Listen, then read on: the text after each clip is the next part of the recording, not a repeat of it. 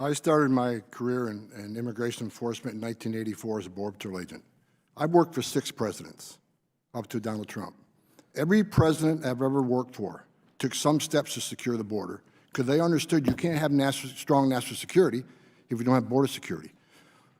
But President Biden is the first president in the history of this nation that I know of who came in office and unsecured the border on purpose.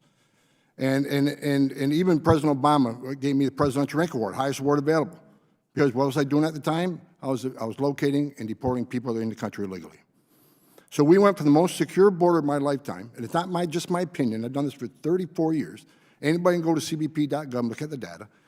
We handed this administration the most secure border in my lifetime. And within months, we went from the most secure border to historic illegal immigration, numbers we've never seen before. And it's not because it's seasonal, it's not because of climate change, it's not because of Trump. This is by design. We already heard about some of these people are coming because of economic reason or natural disasters. The bottom line is, when you claim asylum, you must be escaping fear and persecution from your home government because of your race, religion, and political affiliation, or membership in a particular social group. That is not the fact. If you look at immigration court data over the last 10 years, you'll see that nearly 9 out of 10 people who claim asylum at the border never get relief from U.S. courts that simply don't qualify. But they're coming and staying because of Biden's promises. I wrote an op-ed 6 months before the election. I said, if President Biden becomes president, we'll lose the border, based on the promises he was making during the campaign. And he's kept those promises. Right now, we have record numbers of illegal aliens coming across the border. Catch and release is rampant. Right now, Secretary Mayorkas already said 85% of everybody coming to the border is being released in the country. They're not being detained. And why are they being detained? Because of 2 reasons. Number one, because he knows, like I do, that vast majority of these people will be ordered removed 5, 6, 7 years down the road, maybe 10. He also knows the Homeland Security Life Cycle Report says if you get an order removal and you're in an ICE bed, you get removed 99% of the time. But if you're not in detention, your chances of being removed are slim. If you're a family unit, it's about 6%. That's why they're releasing them. Thousands of empty ICE beds sitting there right now, already paid for by the taxpayer. They'd rather release them because they know the vast majority will lose their case and they'll be ordered removed, but if they're not in detention, they won't be removed.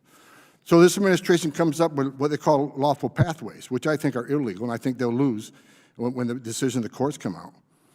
The CBP One app, 95.8% are approved. Where's the case-by-case analysis that is supposed to be done for people for a parole? It's not being done. It's a shell game. They move people, they move thousands to the port of entry so they can claim less illegal entries between the port of entries, but it's failed because November, December, we saw record amounts of crossings on the border, over 300,000 just in December. And people who say that the border is not in crisis, I tell you this, in 2020, the total encounters on the southwest border is 646,000. This year, 3.2 million, 5 times what we saw during last year's Trump administration. Court orders are years out, but this administration's counting on it. You overflow the system. It'll push these court dates back 7, 8 years. And what's going to happen? Mark my word. When they finally get order removal 7 years down the road, they'll have a USC child. They'll have 2 USC children. They'll get phone calls from, the director of ICE will get phone calls from the Hill saying, why'd you remove that person with 2 USC kids? Well, he didn't have 2 USC kids when he entered the country legally. So now that he has 2 USC kids, he's immune from the law. The court order means nothing. So here's what I'm looking for. If for people who demand these people have a right to claim asylum, they have a right to due process. I agree. But due process doesn't mean anything if the final decision of the courts is not executed and people aren't removed. So if it takes 5 or 6 years, they still must be removed, or the system means nothing.